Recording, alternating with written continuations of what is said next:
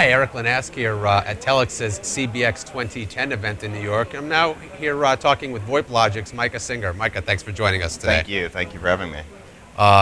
So, to start off with, you guys are pushing something new, something you call Smart Care. Tell me about Smart Care. Absolutely. Thank you for asking. Well, what we've done historically is we've offered managed services to carriers and service providers in our market, and that's the VoIP smaller operator marketplace. What we've found over the years is while CapEx deferment and needing the infrastructure as a service is crucial, as deployments become more complex with unified communications and other things, Smart Care, which is our name for a suite of professional services we offer, it's Smart Start to get you going, really deployment, training. Smart Source is our TAC and operational integration, and then Smart Space is sort of smart hands and co-location in a number of cities around the world. This is our Smart Care suite, and we feel that it's time for it, and we've actually already seen some uptake sort of organically, and at this show and at other events, we're hoping to put the word out a bit more. So is it fair to call it sort of an managed end-to-end from beginning to end, from deployment to support? We're getting there. I mean, that's where we're trying to get to with everything.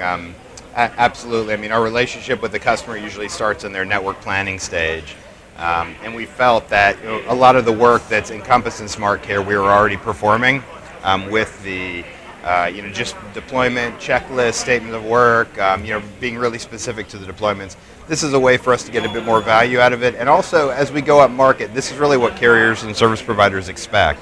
The kind of organization we bring to deployment. So naming it, putting it forward is something we do, and with a specialty, I think has been a good step, a smart one.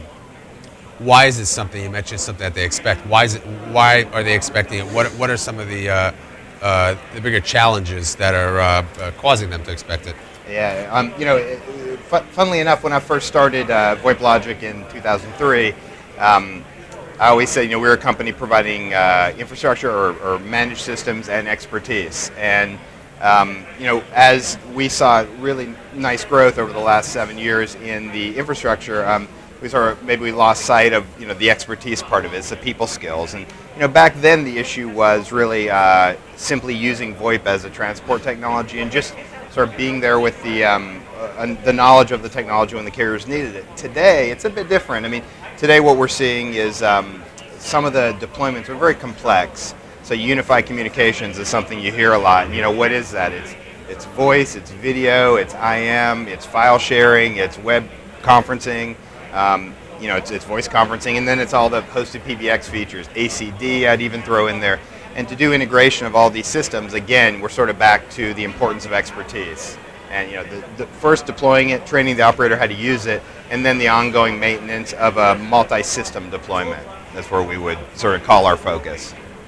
And then to your point, unified communications is encompasses so many different things, and then you bring that out to the user, and each user has a different definition depending on what their own needs are. So I imagine that's got to add an additional level of complexity for the service providers. Well, again, I mean, this is something we see time and again. I mean, we compete, I would say, and I don't feel like we compete, but a lot of small operators come to us looking for something more akin to a reseller program. And the truth is, most deployments we find, even smaller ones, are pretty unique. That operator, service provider, has something they want to integrate.